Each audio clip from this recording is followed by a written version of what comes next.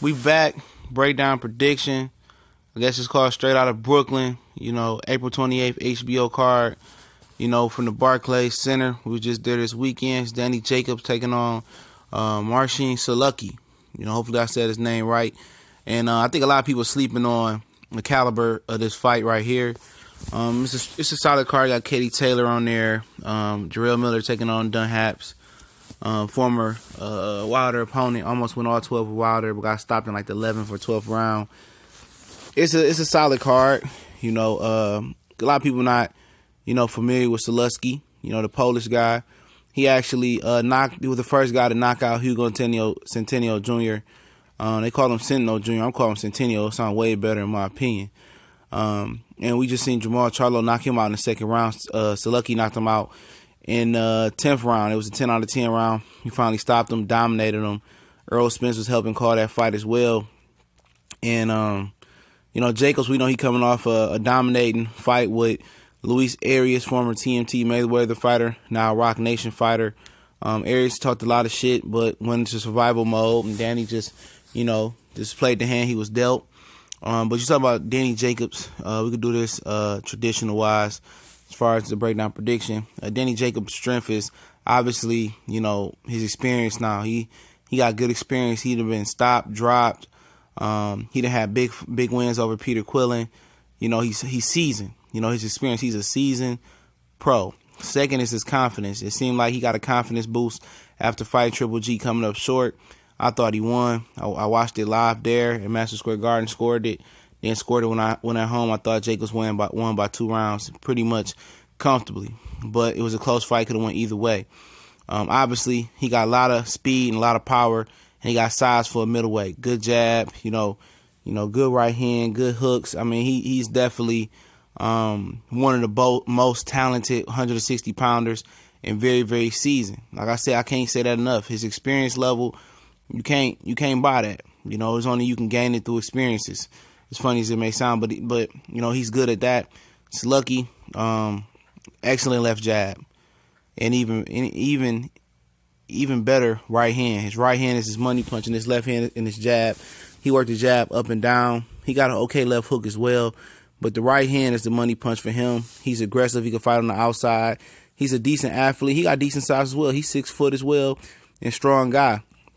Before having a decision over Jack Colclough, his last fight, he had 7 straight stoppages, and he only has 10 out of like 20-something stoppages. You know what I'm saying? So, he's coming. But I think his confidence is growing. He's a strong guy. Seeing to have a solid chin. Like I said, the right hand is the money punch. Got a good left jab. Worked the jab up and down. He's a solid athlete. He ain't the fastest, but he ain't slow. He's a pretty solid athlete. Good feet. He can pressure you. He be right in front of you. And one thing I can say about Sulecki is that he ain't gonna come here to lay down. He won't pull a Luis Arias and go into safe mode, in my opinion. We talking about the weaknesses for Sulecki. I think just fighting guys the caliber of Danny Jacobs. There's not too many middleweights walking around that's as talented as Danny Jacobs. His defense can be a little bit questionable. He don't have a lot of, head movement. His feet ain't always eluding him away from punishment. But he tough. And also he got a good chin. I got to say that. He got an excellent chin for his strength. But, he might be limited to fight on the outside a little bit, but he always there. He tedious. He is always on your face. But, like I said, he might be lacking some power, Even though I said he got 7 straight knockouts before the Colclough fight, he only got 10 altogether. So maybe he learned to generate some power. Obviously in the athletic part of this, check sheet, Danny Jacobs is faster, stronger, quicker, punch harder. I could say that, for sure. So Sulecki, that's pretty much his downfall. For Jacobs, it's always a question about the chin. Is the issue corrected or isn't it corrected? As well, he don't have too many other weaknesses, man. The chin, he does have some wiggle. And what I mean when I say wiggle is that you got some guys that just rather go all on their back or they're going to put you on your back. Danny Jacobs does have finesse to his game. So if he feels something, he get hit with something he don't like, he'll box and move a lot, that's one thing I could say. That's a good and a bad thing sometimes, but I think it's more of a good thing. But for Jacobs, I think he can I think he can punch better to the body. He can commit more to the body a little bit more. Like I said, the chin is always going to be a question his whole career, in my opinion. And pretty much that's it. I can't think of too many weaknesses that Jacob got other than going to the body a little bit more consistently. You know, the chin. Pretty much that's it. But I think Sulecki has a good chance of winning this fight. I think he has a better than 30% chance of winning this fight. And what Sulecki gonna have to do is be composed. You know, he likes to put them earmuffs on and pick off shots. He can counter too. You know, he got a good counter right hand, a good counter left hook. But I think for him, it's gonna be about, you know, his jab. He got to put the jag on Jacobs. He gonna learn to have to cut the ring off a little bit to close the distance.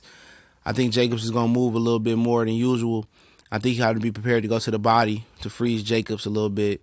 You know, the jab to the body, I think putting the right hook or left hook behind it, you know, jabbing to the face. I think the jab is going to be very, very, you know, redundant for him. It should be redundant. Just keep doing it, putting the jab up and down and putting the right hand behind Danny Jacobs and trying to punch, you know, counter Danny Jacobs and punch with Danny Jacobs.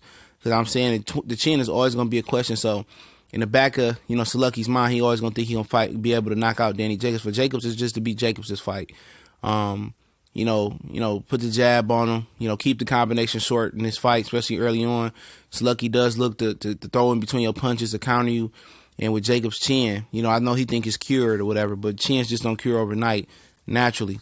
I think Sulecki's going to be looking to counter punch. And I say why it's so important for him to shorten the combinations up is because the punch that you don't see is the punch that knock you out, you know, especially when you got a questionable chin.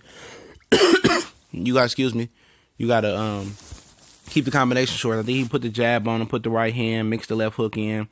You know, I don't think he needs to worry about going to the body a little bit. I don't think he needs to go to the body even more than he has been. I just keep it simple.